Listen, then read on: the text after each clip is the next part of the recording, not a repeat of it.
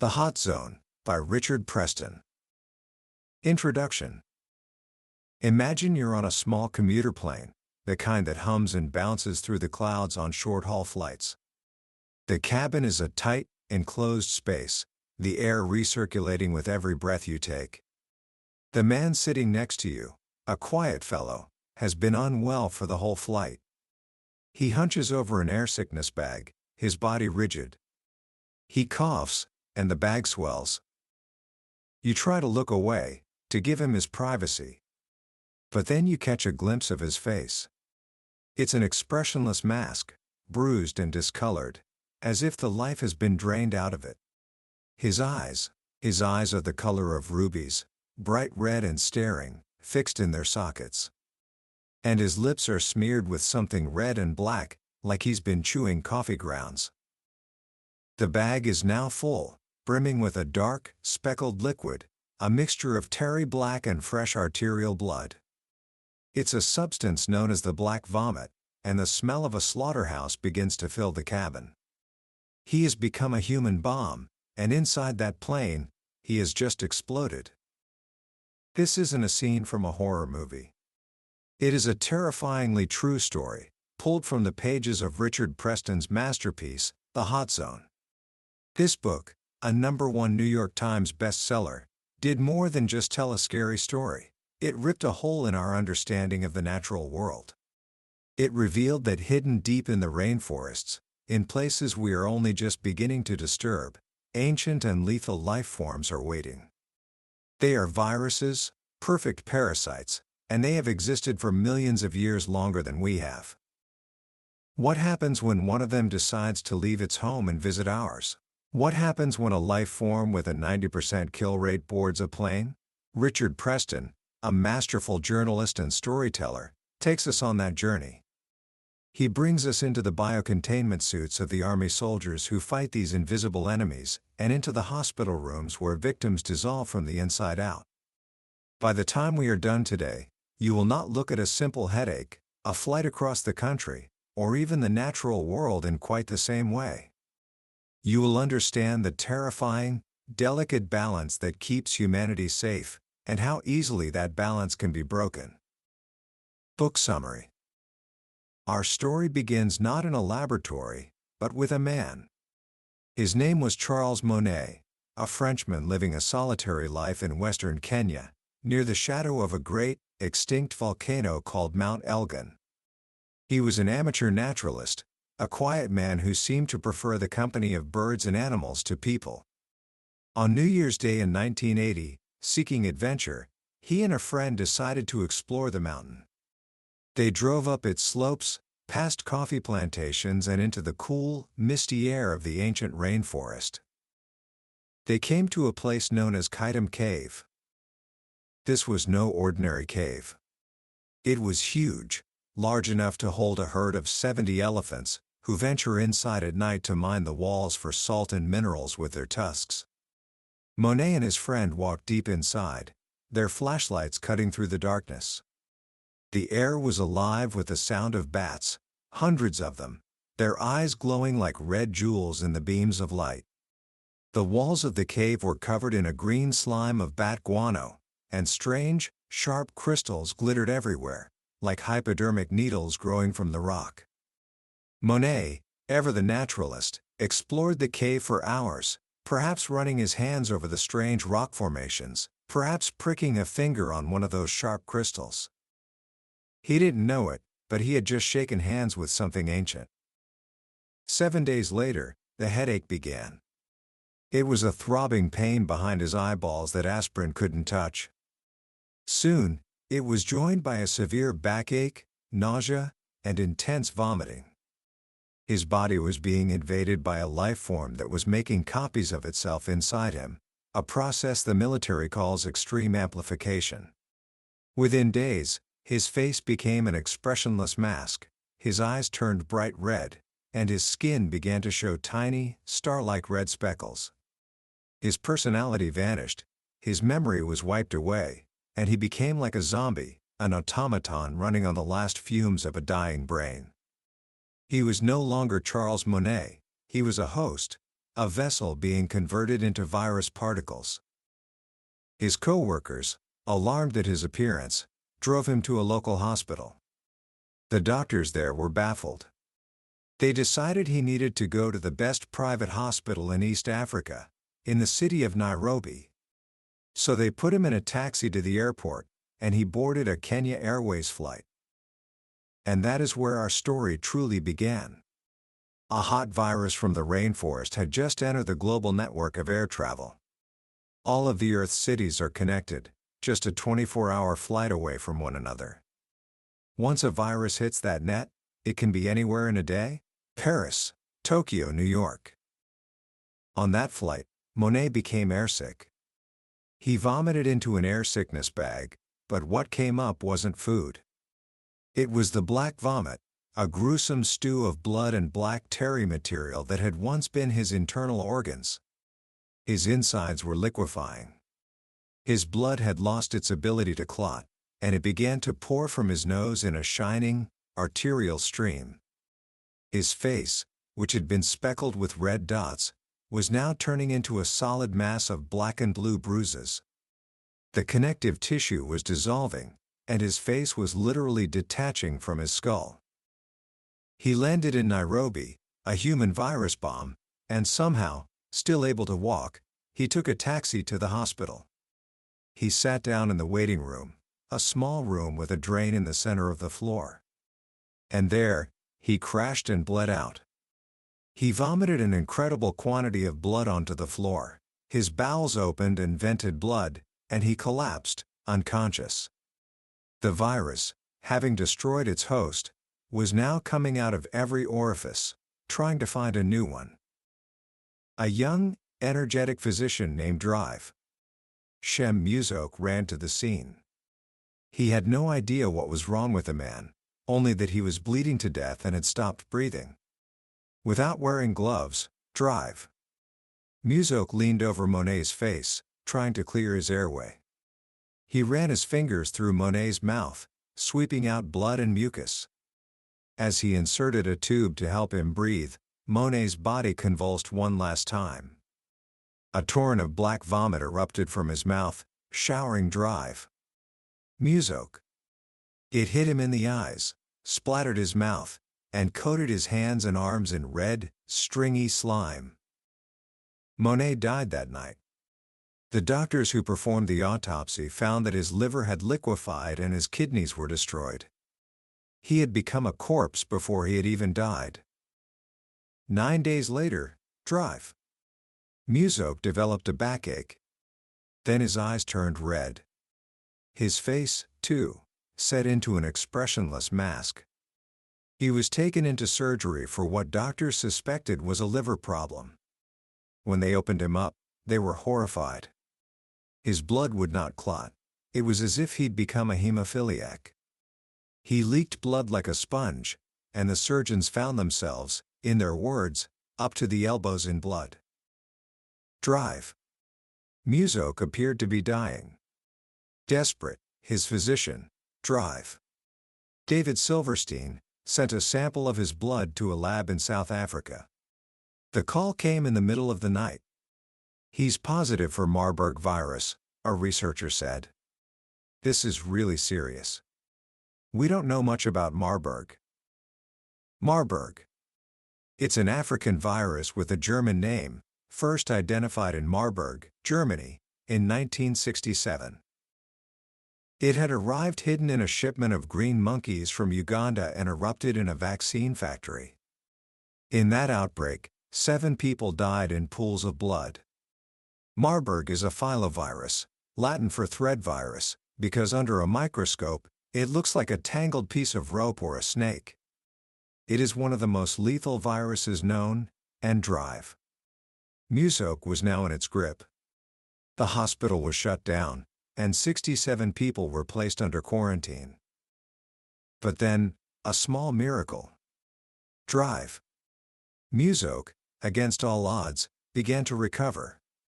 He survived. He became one of the very few people on Earth to have looked a filovirus in the eye and walked away.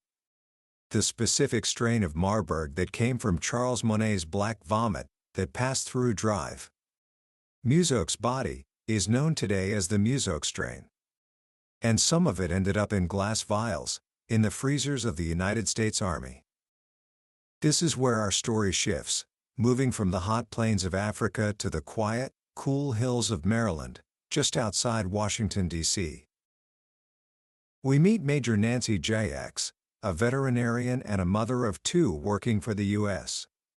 Army. She's a former homecoming queen from Kansas with a slender, athletic build and a surprising skill in martial arts. She could break 4 boards with a spinning back kick. One evening, while making dinner, she tries to open a can of green beans with a butcher knife. Her hand slips, and the blade slices deep into her palm. It's a small domestic accident, the kind that happens every day. But for Nancy, this cut will soon take on a terrifying significance. Nancy works at USAMRIID, the United States Army Medical Research Institute of Infectious Diseases, a massive, windowless building at Fort Detrick. Its mission is medical defense, to protect soldiers from biological weapons and natural diseases. It's a place that specializes in the world's deadliest germs. To work there, you have to move up through biosafety levels, from 0 to 2, 3, and finally, level 4, the highest and most dangerous level, reserved for lethal, airborne agents with no vaccine and no cure. Nancy's body reacted badly to the required vaccinations for level 3, so she couldn't work with those agents. The only way for her to continue her career working with dangerous viruses was to go straight to the top, to get assigned to a spacesuit in level 4. She volunteered to work on an Ebola project run by a civilian scientist named Eugene Johnson, a legendary virus hunter who had spent years searching for these agents in Africa. Her superiors were hesitant. Some thought her hands were too quick, not steady enough for the delicate, dangerous work inside a suit. Her own husband, Jerry, also an Army vet, was strongly against it. He couldn't stand the idea of his wife, the mother of his children, holding a monstrous life form that is lethal and incurable in her hands.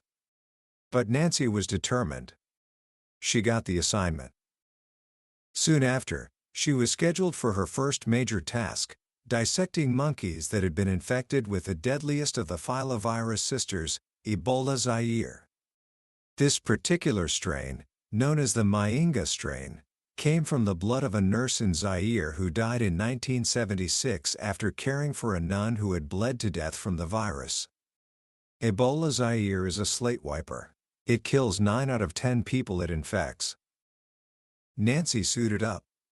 The Chemturian biological spacesuit is a pressurized, heavy-duty suit that seals you off from the outside world.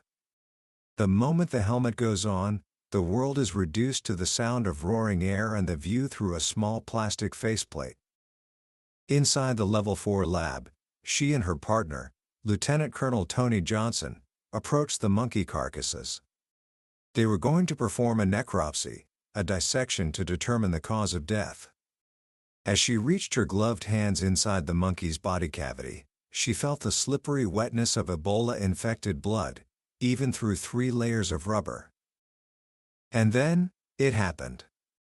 A rip appeared across the palm of her outer glove. She tore it off, only to find the next glove, the main suit glove, was also compromised. There was a crack in the wrist. Her hand felt wet and clammy inside. Ebola-infected blood had breached her spacesuit and was now smeared all over her innermost latex glove, the thin, final barrier against her skin. And right under that blood, she could see the Band-Aid covering the cut from the butcher knife. Panic threatened to overwhelm her.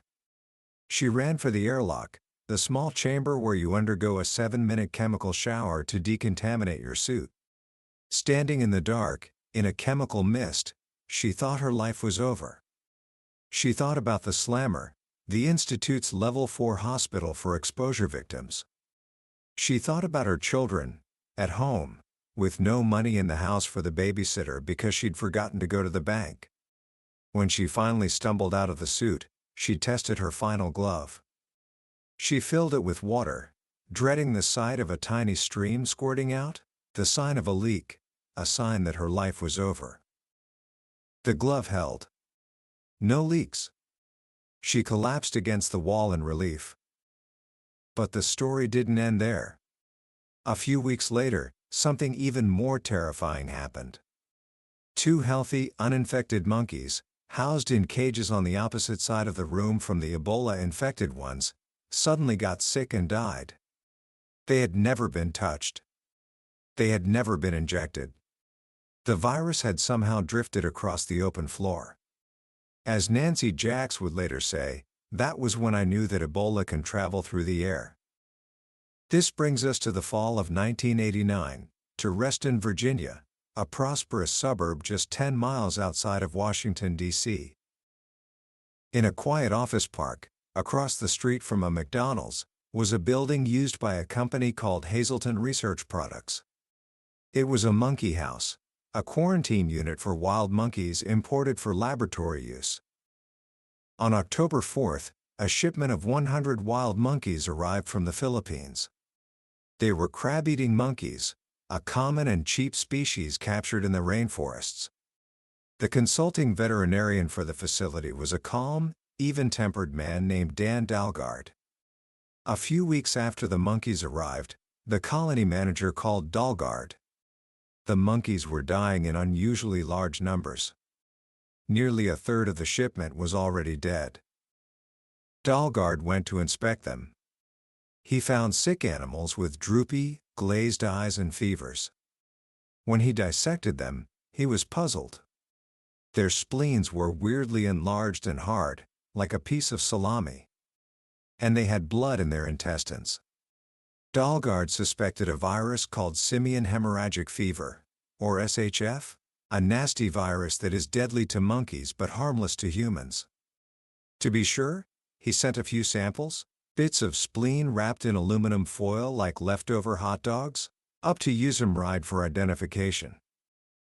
The samples landed on the desk of a civilian virologist named Peter Gerling.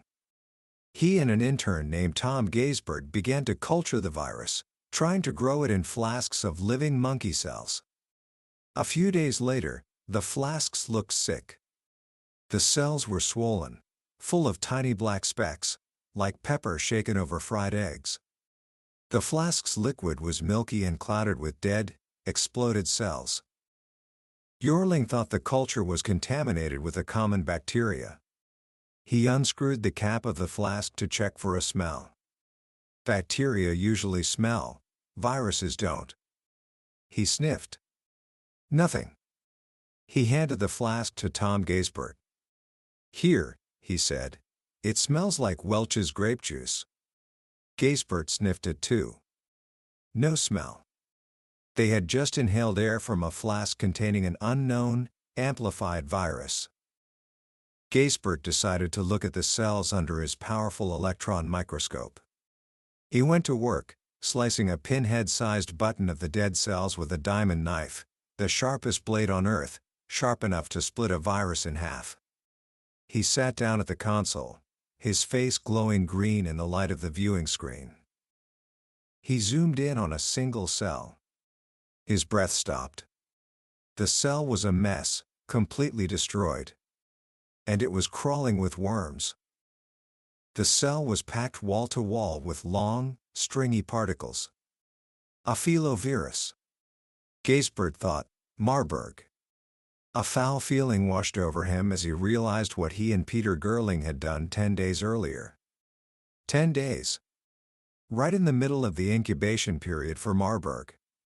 He frantically developed photographs of what he was seeing. In the darkroom, the images emerged. White cobras tangled among themselves, the hair of Medusa. It was breathtakingly beautiful, the obscene goddess of nature revealed naked. He rushed the photos to Peter Gerling. Gerling, remembering sniffing the flask, thought it was a joke. It was no joke. The virus was real. This was a level 4 agent, and they had been handling it in a level 3 lab, without spacesuits. They were now on a potential death watch. They took the photos up the chain of command, to Colonel C.J. Peters, the chief of the Disease Assessment Division. He was a casual, brilliant, and deeply experienced virus hunter. Looking at the photos, he felt what he called a major pucker factor setting in. The evidence was alarming, but they needed confirmation. That confirmation came from Peter Jorling. He took on the dangerous work of testing the virus. Dressed in a full spacesuit, he went into a pitch-black closet in his Level 4 lab to perform the definitive test. He used blood serum from past filovirus victims. Blood from a survivor of Marburg, blood from a victim of Ebola Sudan, and blood from Nurse Mainga, the victim of Ebola Zaire. If one of those blood samples reacted, if it glowed under the microscope, he would know what they were dealing with. The Marburg sample didn't glow. The Ebola Sudan sample glowed weakly. But the Mainga sample, to his horror, it glowed brightly. He jerked his head back. He did the test again, thinking he must have made a mistake. The result was the same. The dead woman's blood knew this virus. The monkeys in Reston, Virginia, didn't have Marburg. They had Ebola. The discovery sent shockwaves through the highest levels of the U.S. Army. An emergency meeting was called with Major General Philip Russell, the commander of the Army's Medical Research Command. Nancy Jacks was there, along with C.J. Peters and Peter Jorling. When General Russell saw the photos, he swore. He knew at once what they were looking at. "We have a natural emergency on our hands," he declared. "This is an infectious threat of major consequences." The crucial question was asked, could it travel through the air? Nancy Jacks recounted the story of her control monkeys dying in 1983. The evidence was terrifying, but incomplete. They were facing a crisis with two options. Option 1, seal off the monkey house and let the virus burn itself out. Option 2, go in and sterilize the whole place, kill all the monkeys and drench the building in chemicals. They called it a nuke. The decision was made to act. The Army would move in. But this was an incredibly delicate situation. This wasn't a military threat, it was a public health crisis on civilian soil. Legally, this was the territory of the Centers for Disease Control, the CDC, in Atlanta. General Russell knew there would be a battle for control. "The Army has the muscle but not the authority," he said. "The CDC has the authority but not the muscle. And there's going to be a pissing contest." He decided to move forward anyway. "A policy of moving out and doing it, and asking forgiveness afterward," he declared, "is much better than a policy of asking permission and having it denied." The mission was on. It was a smashdown, a full-scale military biohazard operation. C.J. Peters was put in charge, and he chose Colonel Jerry Jacks, Nancy's husband, who had never worn a spacesuit, to lead the team on the ground. Then, the situation got worse. One of the monkey caretakers, a man named Milton Frantig, became violently ill. He stumbled out of the monkey house and vomited on the lawn. A man was down. He had not been bitten or cut. If he had Ebola, he likely got it through the air. The company immediately turned the building and all its animals over to the Army. Jerry Jacks assembled his team of 91 tangos, the Army's animal care technicians. Many of them were kids, 18-year-old privates. Gene Johnson, the seasoned Ebola hunter, briefed them, his face grim. "This is the real thing," he told them. "A biological level 4 outbreak is not a training session." At dawn, the mission began. A caravan of unmarked vehicles, including a biocontainment ambulance with a bubble stretcher, pulled up behind the monkey house, out of sight of the daycare center just down the hill. Jerry Jacks and his buddy, Captain Mark Haynes, were the first to go in.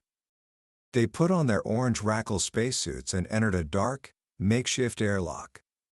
When they crossed over to the hot side, they were met with a wall of heat, a horrific smell, and the cries of hundreds of monkeys. The building was trashed. The walls were scribbled with monkey feces, a cryptic message from the primate's soul.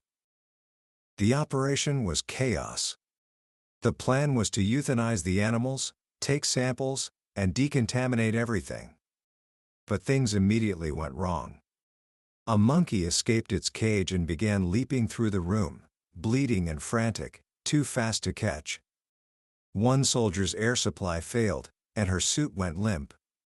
Another soldier, Specialist Rhonda Williams, was drawing blood from an unconscious monkey when it suddenly woke up, grabbed her hand, and tried to pull it to its mouth to bite her. For days, the teams worked in the stifling heat, sweating until they lost pounds of body weight, surrounded by death and the constant threat of a lethal, invisible enemy. They put down 450 monkeys, one by one. When the last animal was gone, a decon team moved in. They sealed the building airtight and used sunbeam electric frying pans to cook disinfecting crystals, filling the entire building with formaldehyde gas for 3 days. The monkey house was nuked. It was rendered lifeless. But the story holds one final, chilling twist. Milton Frantig, the man who vomited, did not have Ebola, it was just the flu. In fact, none of the human workers who were exposed got sick. However, when their blood was tested, a shocking discovery was made. All 4 of the animal caretakers who had worked in the building tested positive for Ebola. The virus had entered their bodies, multiplied, and cycled in them, but it hadn't harmed them. The strain was named Ebola Reston. It was an airborne filovirus that could devastate monkeys but was, for some unknown reason, harmless to humans. A tiny, subtle difference in its genetic code had spared Washington, D.C. from a potential plague. It was, as one scientist put it, a bullet that hit us, but it was a rubber bullet from a .22, not a dum-dum from a .45. The question that hangs in the air, long after the last page is turned, is a simple one. What happens next time, when the bullet isn't rubber? Commentary. When you close a book like The Hot Zone, it's hard to just put it back on the shelf and move on. It changes the way you see the world. Suddenly, you become aware of the vast, invisible universe of life that exists all around us, and inside us. The book is a thriller, yes, but it's also a profound meditation on nature and our place within it. The most powerful lesson, I think, is one of humility. We tend to see ourselves as the masters of this planet. We build cities, we fly across oceans, we split the atom. But Richard Preston reminds us that we are just one species among countless others, living in a biosphere that has existed for billions of years and operates by its own ancient rules. The filoviruses, Marburg, Ebola, they aren't evil. They aren't malicious. They are simply life. They are molecular sharks, as Preston calls them, a motive without a mind, following one prime directive, to replicate. In their world, we are not a dominant species. We are simply meat, a new, abundant food source that has suddenly appeared all over the planet. This leads to the book's most unsettling idea, that the emergence of these viruses is a natural consequence of our own actions. Preston writes that the Earth is mounting an immune response against the human species. As we tear down rainforests and disrupt ancient ecosystems, we are shaking loose viruses that have been hidden for millennia. AIDS, he suggests, is the revenge of the rainforest. It's a virus that likely jumped to humans from primates in Africa, possibly through hunters handling bloody meat. It appeared silently, and by the time we noticed it, it was too late. The Ebola Reston outbreak was different. It was a warning shot. We saw it, we confronted it, and we were incredibly lucky. So what can we take away from this? How do we apply the lessons of this terrifying true story to our own lives? First, develop a profound respect for the complexity of nature. It's not a park or a playground. It is a powerful, self-regulating system. When we act with arrogance, believing we can control it without consequence, we invite disaster. The story of the hot zone is a reminder that we are part of that system, not above it. Second, appreciate the courage and dedication of the people on the front lines. People like Nancy Jacks, who walked into a level 4 hot zone, fully aware of the risks, because it was her duty. Or Drive. Shem Muzok, who didn't hesitate to help a dying man, even at great personal cost. Their stories are a testament to the fact that when faced with the unknown, our greatest tools are not just technology and science, but discipline, courage, and a commitment to helping one another. And finally, don't be afraid to face the truth, even when it's uncomfortable. The people in this book, from the scientists to the soldiers, had to look directly at one of nature's most terrifying creations. They had to understand it to fight it. In our own lives, we often turn away from hard truths. This book teaches us that knowledge, even frightening knowledge, is power. It's better to face the monster and know its name than to pretend it doesn't exist. That was the book summary of The Hot Zone by Richard Preston. We've touched on the incredible true stories that fill its pages, but I'll be honest with you, a summary can only take you so far. The real power of this book is in the details, in Richard Preston's masterful, minute-by-minute storytelling that places you right inside the spacesuit, right beside the hospital bed. This summary is designed to give you a sense of whether this book is worth your time. If anything we've talked about today has sparked your curiosity or sent a chill down your spine, I urge you to grab a copy. Reading it isn't just learning, it's an experience that will fundamentally change how you see the world and our fragile place in it. A link to the book is in the description. Also, if you found this summary valuable and want to explore more of the incredible books that have shaped the minds of leaders and thinkers, please hit that like button and subscribe to the channel. Let's keep journeying together through the world's most powerful ideas. Let's keep growing together.